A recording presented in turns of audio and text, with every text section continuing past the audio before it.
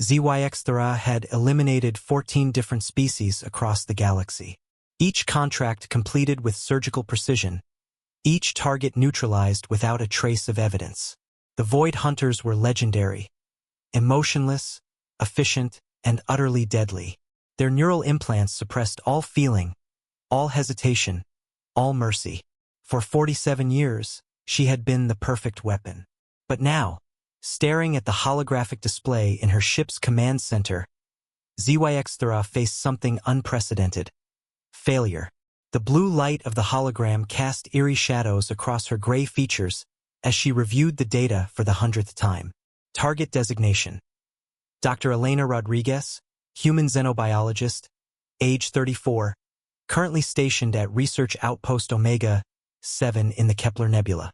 Standard elimination protocol should have applied: infiltrate, analyze patterns, strike during the target's most vulnerable moment.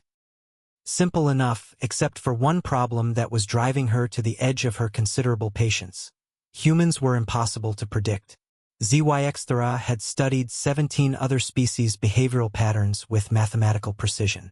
Zolonians always fled to their spawning grounds when threatened, following genetic imperatives that had governed them for millennia. The insectoid Quillox became paralyzed by indecision under stress, their hive-mind connections jamming when faced with individual crisis. Even the supposedly unpredictable warrior Kreth followed honor codes so rigid that their responses could be calculated down to the microsecond.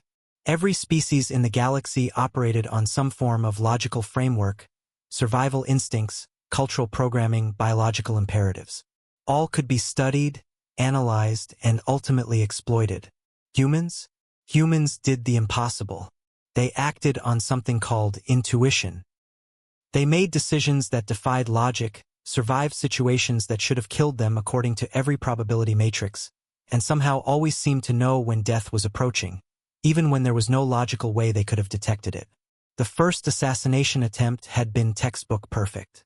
ZYX-Thera had studied Rodriguez's routine for 3 weeks, noting that the scientist always took her morning nutrition break at 0847 hours, always sat in the same chair facing the nebulous swirling gases, always spent exactly 12 minutes reviewing her datapad. The poison had been calibrated to her exact body weight, delivered through a microscopic dart that would leave no trace. Rodriguez had stood up at 0843 hours, 4 minutes early, claiming she suddenly wasn't hungry anymore. The dart had struck empty air. The second attempt involved sabotaging the research station's environmental systems during Rodriguez's scheduled sleep cycle. Atmospheric poisoning, gradual and undetectable, would have appeared to be a tragic system malfunction. Except Rodriguez had inexplicably moved to sleep in her laboratory that night, sealing the door and activating independent life support, because the air felt strange. The third attempt had been the most carefully planned. ZYX-Thera had infiltrated the station's supply run, replacing a routine equipment delivery with an explosive device that would detonate when Rodriguez opened the package. The human had signed for the delivery, carried it to her lab, and then, for no reason she could articulate to her concerned colleagues, had suddenly decided to take a walk outside in her environment suit. She had been 200 meters away when the explosion turned her laboratory into a brief, brilliant star. 3 assassination attempts had failed. Rodriguez had somehow sensed danger each time, changing her routine at the last second, taking unexpected detours, even once hiding in a maintenance shaft for 6 hours, because something felt wrong. These weren't the actions of someone who had detected surveillance or threats through normal means. These were the actions of someone who seemed to possess some form of precognitive awareness. The syndicate's patience was wearing thin. The encrypted message had been terse and unambiguous. Final warning: complete contract within 72 hours or face termination protocols. ZYX-Thera's multiple eyes focused independently on different sections of the data, searching for patterns that continued to elude her analytical processes. One more failure, and she would become the hunted instead of the hunter. The syndicate did not tolerate incompetence, and they certainly did not tolerate hunters who had outlived their usefulness. But there was something else troubling her. Something that her neural suppressors couldn't quite eliminate. For the first time in decades, ZYX-Thera found herself curious. How did humans do it? How did they process information that their conscious minds couldn't access? What evolutionary advantage had gifted them with this seemingly supernatural awareness? She called up the broader database of human encounters across the galaxy. The patterns were consistent and disturbing. Human traders who avoided profitable routes because they had a bad feeling. Human explorers who survived impossible odds by making decisions that defied all strategic logic. Human diplomats who could read the intentions of alien species they had never encountered before. It wasn't just luck. It was something systematic, something that operated below the threshold of normal consciousness. And if ZYX-Thera was going to complete her contract, if she was going to survive, she needed to understand it. She needed to understand humans. And there was only one way to do that. Marcus Thompson had been having the worst month of his life. And that was saying something for a man who'd spent the last 15 years hauling cargo through the galaxy's most dangerous shipping lanes. His aging hauler, the Rusty Phoenix, had suffered a catastrophic engine failure 3 days out from the Kepler Nebula, leaving him stranded in the void with nothing but emergency rations and a growing sense of impending doom. His insurance had expired exactly 1 week ago, a fact he discovered when trying to file a rescue request. And now, as if the universe had a personal vendetta against him, some alien assassin was pointing a plasma rifle at his head. The creature had materialized from what Marcus could have sworn was empty space, her ship's cloaking technology far beyond anything in civilian hands. She stood nearly 7 feet tall, with gray skin that seemed to absorb light rather than reflect it, and 4 eyes arranged in a diamond pattern on her elongated skull.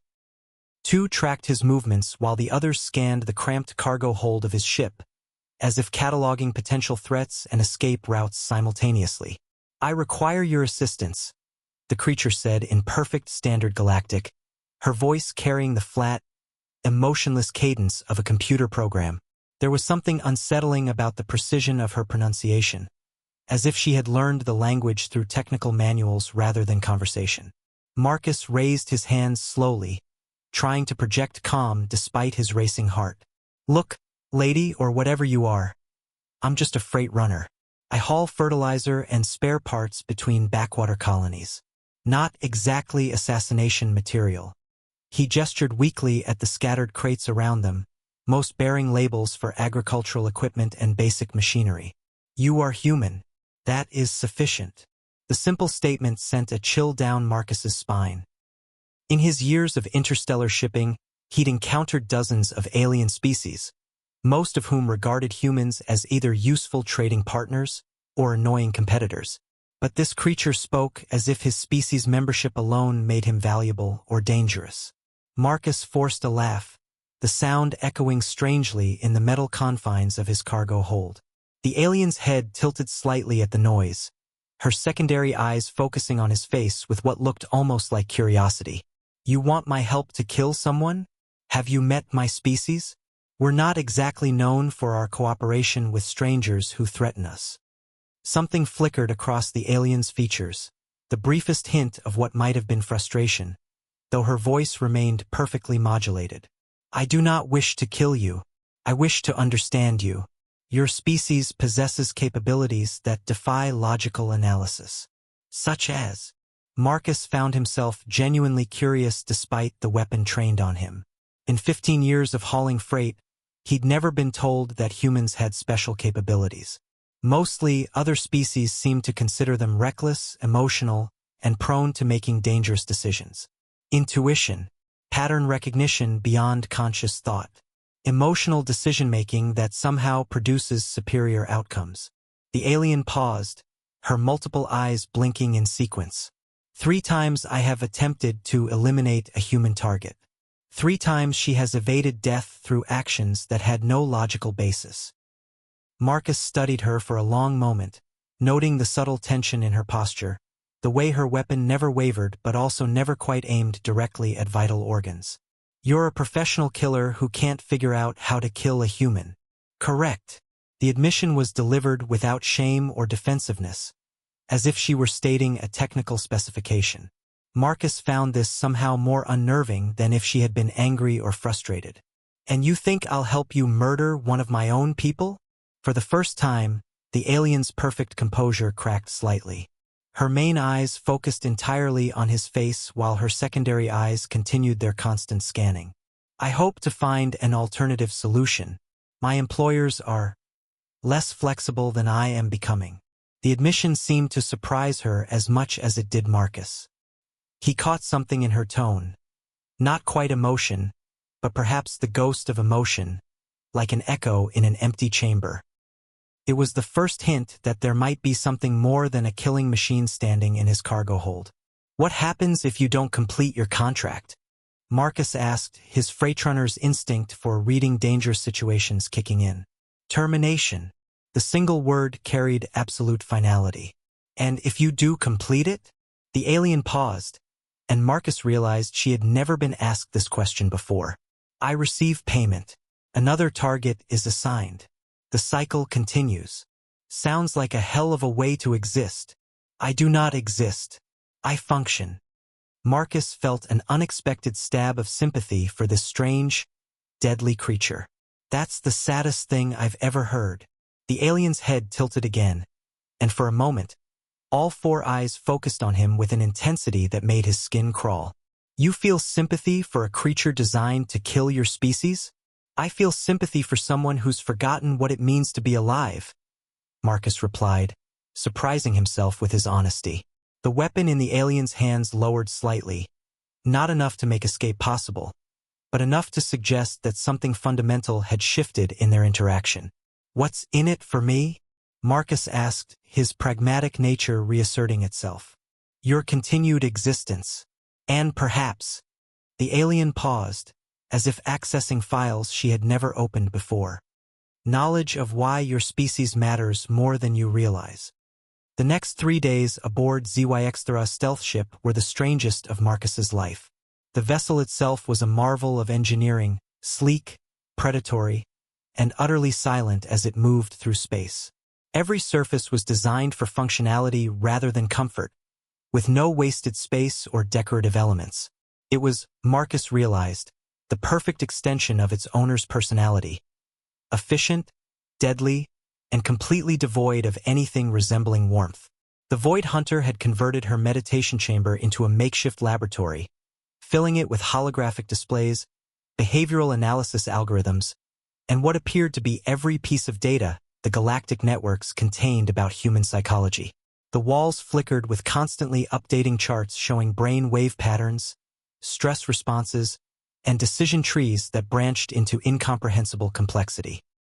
Explain this concept of gut feeling, HFY demanded for the 15th time that day, her multiple eyes reviewing footage of Rodriguez's near-escapes with mechanical precision. Each clip played in slow motion, analyzed from every conceivable angle, yet the answers she sought remained frustratingly elusive. Marcus was lounging in what passed for a chair, a geometric construction that seemed designed for a species with a completely different bone structure than humans. He was eating something that claimed to be chocolate but tasted like recycled metal shavings, a meal packet he'd found in the ship's surprisingly well-stocked supplies. It's not really explainable, he said, taking another reluctant bite. You just know things sometimes. Like right now, I know you're getting desperate.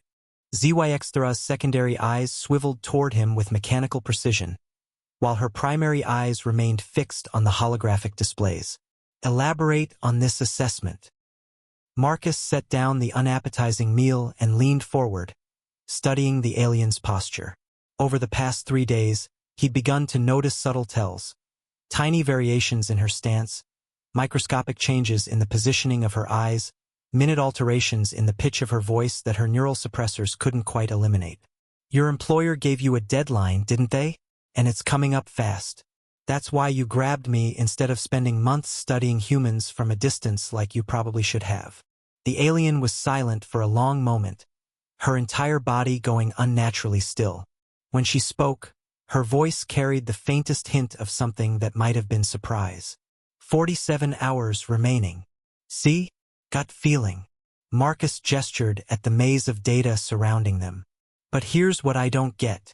You're obviously intelligent, probably more than most humans I've met. You've got access to computational power that could probably simulate the behavior of entire civilizations. Why can't you just outthink one scientist? Ziwaxthara's head tilted in that peculiar way Marcus was beginning to recognize as her version of confusion. Because Dr. Rodriguez does not think in patterns I can predict. 3 days ago, she changed her entire research schedule because she had a dream about contaminated samples. The dream had no basis in observable reality. The samples were completely clean. Yesterday, she rerouted through a maintenance tunnel because she didn't like the look of her usual path. Environmental scans showed no differences in lighting, air composition, or structural integrity. These decisions have no logical basis. Maybe that's the point, Marcus said quietly, standing and moving to examine one of the holographic displays. It showed a 3-dimensional map of Rodriguez's daily movements, color-coded by decision type. The logical, planned activities formed clear patterns, but scattered throughout were chaotic bursts of seemingly random behavior. Maybe the reason you can't predict us is because we don't always think with our brains. Clarify this statement. Ziwaxthara moved closer, her interest clearly piqued despite her flat delivery. Marcus began pacing the small chamber, his movement patterns completely different from the alien's precise, economical gestures. Where she conserved energy, he expended it thoughtlessly, his hands moving as he talked, his body language reflecting his internal thought processes. You said you have neural implants that suppress emotion, right? What if emotion isn't a weakness? What if it's actually a form of intelligence? Ziwaxthara's main eyes narrowed, focusing on him with laser intensity. Emotional responses are inefficient. They cloud judgment. They lead to suboptimal decision-making. Do they? Or do they process information your conscious mind can't handle? Marcus turned to face her directly, his posture open and animated in stark contrast to her rigid control. When Rodriguez got that bad feeling, maybe her subconscious picked up on microscopic changes in air circulation, subtle variations in ambient noise, pheromone traces left by previous occupants, electromagnetic fluctuations from nearby equipment. A million tiny details that pointed to danger, but were below the threshold of conscious awareness. The alien's posture shifted almost imperceptibly, a movement so slight that Marcus might have missed it if he hadn't spent 3 days learning to read her body language. You suggest emotion is a computational system? I'm suggesting that maybe the reason you can't kill us is because you've deliberately crippled the part of yourself that could understand us. Marcus moved closer, noting how her secondary eyes tracked his approach while her primary eyes remained locked on his face. You've turned yourself into the perfect logical machine, but humans aren't logical. We're something else entirely. For the first time since he'd met her, Ziwaxthara's weapon wasn't immediately visible. She had set it aside while working, a tiny sign of trust that spoke volumes about how their relationship had evolved. What are we, then? Marcus smiled, the expression carrying a warmth that made something flicker in the alien's carefully controlled features. We're beautifully, chaotically, impossibly alive.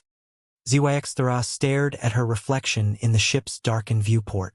Marcus's words had been echoing in her mind for hours, and for the first time in decades, she felt something stirring beneath her neural suppressors. Uncertainty. She had been a void hunter for 47 years. The implants had been installed when she was barely more than a juvenile, transforming her from an emotional, chaotic creature into a perfect weapon. The procedure was irreversible, or so she had always believed. Having second thoughts? Marcus's voice came from behind her. I do not experience thoughts, she replied automatically, then paused. Though I find myself questioning protocols. Marcus joined her at the viewport. What happens if you don't complete this contract? Termination. The syndicate does not tolerate failure. And if you do complete it? Ziwaxthara considered this. Until now, she had never looked beyond the current contract. I receive payment. Another target is assigned. The cycle continues. Sounds like a hell of a way to live. I do not live. I function. That's the saddest thing I've ever heard. The word, sad, triggered something unexpected. A flutter of sensation that her implants couldn't quite suppress. Ziwaxthara turned to study Marcus's face, noting the genuine emotion there. You feel sympathy for a creature designed to kill your species? I feel sympathy for someone who's forgotten what it means to be alive. Zyxthra was quiet for a long moment. Then, almost without conscious thought, she began accessing her ship's medical database. What are you doing? Marcus asked. Reviewing the neural suppressor schematics. There may be a way to temporarily reduce their effectiveness. Is that safe? Zyxthra's laugh was a harsh, mechanical sound. Safety ceased to be a consideration the moment I chose to work with a human rather than simply eliminate you. She paused, studying the complex diagrams. If I do this, I may become unpredictable, emotional, inefficient. Marcus smiled. Welcome to being human. The process took 6 hours. 6 hours of delicate neural surgery performed in the cramped medical bay of a ship never designed for such procedures. Zyxthra had to carefully reroute neural pathways that had been dormant for decades, bypassing the suppressor nodes without damaging the cognitive functions that kept her alive. Each connection required microsecond precision. Too little current and the pathway would remain blocked. Too much and she risked permanent brain damage or death. Marcus assisted where he could, though his knowledge of alien neurology was limited to try not to break anything important. He monitored her vital signs, handed her microsurgical tools, and provided what he later realized was the most crucial element of the entire procedure. Constant reassurance that she wasn't alone. Neural pathway 17 showing resistance, Zyxthra murmured. Her voice strained as she worked with instruments designed for her own physiology. Sweat, an autonomic response her body hadn't exhibited in decades, beaded on her gray skin as she navigated the complex maze of her own mind. Is that bad? Marcus asked, watching the holographic display that showed her brain activity in real time.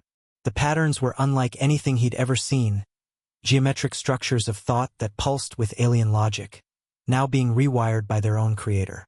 Unknown. The syndicate's documentation claimed the suppressor network was integrated beyond separation. They were economical with the truth. Her laugh carried a bitter edge that would have been impossible before the procedure began. They designed the system to be removed, but only by them. Only if I proved to be a defective asset. The irony wasn't lost on either of them. In trying to become more efficient at killing humans, Zyxthra was dismantling the very system that made her an effective killer at all. As the hours passed, Marcus watched subtle changes ripple across her features. Her movements became less mechanical, her speech patterns more varied. The diamond arrangement of her eyes began tracking things with interest rather than threat assessment. Most remarkably, her responses to his questions started carrying emotional undertones. Confusion, curiosity, even what might have been gratitude. There, she said finally, setting down the neural probe with hands that shook slightly. The primary suppressors are bypassed. Secondary emotion dampeners are offline. Logic enhancers reduced to baseline levels. She paused, studying the readouts. I have no frame of reference for what happens next.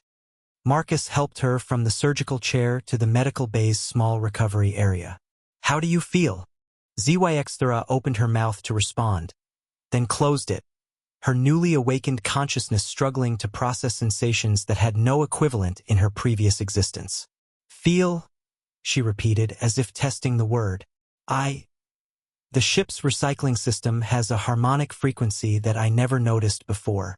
The lighting carries a blue spectrum that seems pleasant. Your emotional state registers as concerned but hopeful, and somehow knowing this makes me feel. She trailed off, her multiple eyes focusing and refocusing as if seeing the world for the first time. Overwhelmed, Marcus suggested gently. Overwhelming, Zyxthra whispered, her voice carrying a wonder that 47 years of conditioning hadn't been able to completely erase. Is this normal for your species? This constant sensation? Pretty much, though it gets easier to manage with practice. Marcus settled into the chair beside her, noting how her posture had changed. Where before she had held herself with rigid military precision, now her stance was more relaxed, more organic. The trick is learning which emotions to trust and which ones to question. She was quiet for nearly an hour, her consciousness expanding into spaces that had been sealed off for most of her life. When she finally spoke again, her voice carried a quality Marcus had never heard before, something that might have been hope. I understand now why Rodriguez could sense danger. This intuition you spoke of, it is like having access to computational processes below conscious awareness. But more than that. She turned to face him, and Marcus was startled to see what looked almost like tears gathering in her eyes. It is like having a part of yourself that cares whether you live or die. The statement hung between them, heavy with implications. For 47 years, ZYX-Thera had functioned without any sense of self-preservation beyond mission completion. Now, for the first time since childhood, she valued her own existence. Exactly. Marcus helped her stand, noting how her movements were less precise than before but somehow more natural. So what now? Can you complete your contract without killing her? ZYX-Thera considered this, and for the first time in her adult life, she felt the weight of moral choice pressing down on her consciousness. The sensation was terrifying and exhilarating in equal measure. Perhaps, but first I must warn her of the danger. The syndicate will send others when I fail to report. That's not very assassin-like of you. I am beginning to suspect I was never meant to be an assassin. She turned to face him, and Marcus was struck by how much more alive she looked. Her eyes held depth now, complexity that spoke of an inner life rather than mere programming. Thank you, Marcus Thompson. You have given me something I did not know I had lost. What's that? Choice. The word carried the weight of revolution. For the first time in decades, ZYX-Thera had the freedom to choose her own path, to determine her own values, to be more than the weapon the syndicate had created. The feeling was intoxicating and terrifying, like standing at the edge of an abyss that might lead to destruction or liberation. She chose to jump. Dr. Elena Rodriguez was in her laboratory, analyzing mineral samples from the nebula's core, when her research station's proximity alarms began screaming. She looked up to see a sleek, predatory ship approaching, the kind that usually meant very bad news for isolated scientists. But instead of weapons fire, she received a transmission. Dr. Rodriguez, my name is ZYX-Thera. was a void hunter sent to eliminate you. I am approaching under a truce flag to warn you of imminent danger. Elena's hand moved instinctively to the emergency beacon, but something made her pause. Call it intuition. Why would an assassin warn her target? She responded. Because I have learned that there are things more important than contracts. I am bringing a human named Marcus Thompson who can vouch for my change of perspective. An hour later, Elena found herself in the strangest meeting of her life. The alien assassin, former assassin, sat across from her, displaying an emotional range that seemed to surprise even herself. Marcus, the cargo hauler, filled in the details of their unlikely partnership. The syndicate will send others, ZYX-Thera explained. My failure to complete the contract will trigger additional hunter deployments. You have perhaps 72 hours before they arrive. Why don't I just run? Elena asked. Because running will not solve the greater problem. The syndicate fears your research. They fear what humanity might discover. Elena frowned. I'm studying mineral formations. Hardly galaxy-threatening stuff. Show her, Marcus urged. ZYX-Thera activated a holographic display. Your mineral analysis techniques have applications beyond geology. The patterns you have identified could revolutionize quantum communication, faster than light travel, even temporal mechanics. In the wrong hands, these discoveries could shift the balance of power across the galaxy. Or, in the right hands, they could free entire species from oppression, Elena said quietly, understanding dawning in her eyes. Precisely why the syndicate wishes you eliminated. They profit from conflict and scarcity. Peace and prosperity are bad for business. Elena stood, pacing her small lab. So what do you propose? I can't hide forever, and I won't abandon my research. We fight back, Marcus said simply. All of us. ZYX-Thera looked surprised. We.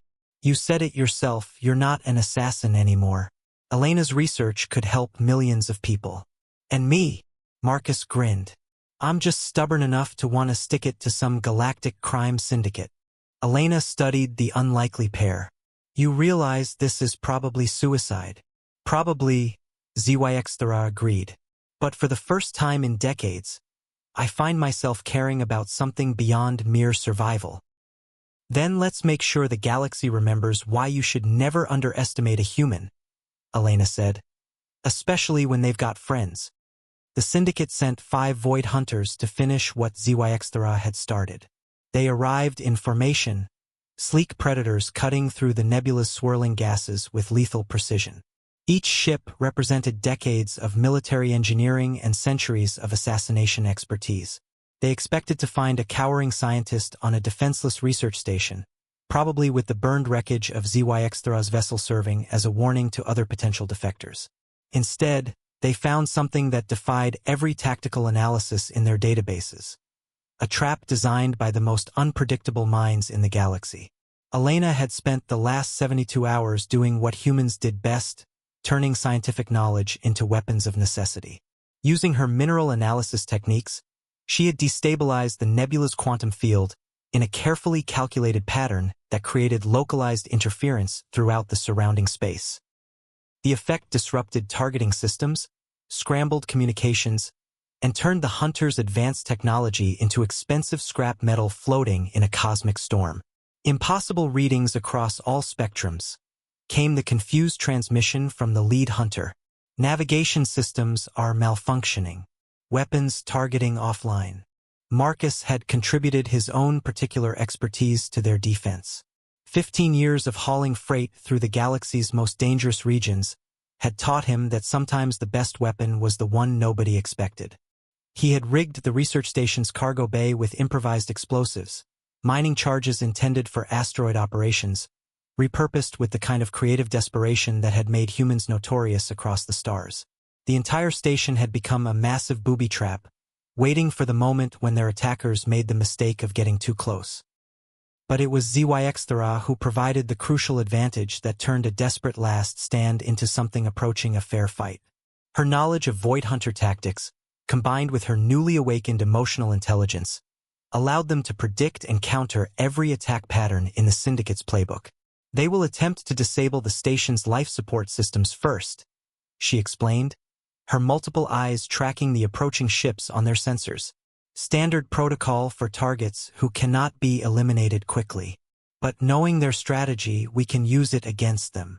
The battle lasted 3 hours, an eternity in space combat, where most encounters ended in minutes. Elena's quantum interference fields forced the hunters to rely on visual targeting and manual piloting, skills that their technological superiority had allowed them to neglect. Marcus's explosives turned routine boarding procedures into deadly gambles, each approach to the station carrying the risk of catastrophic detonation. Most importantly, Zyxthera's presence in their communications confused and demoralized the attacking force.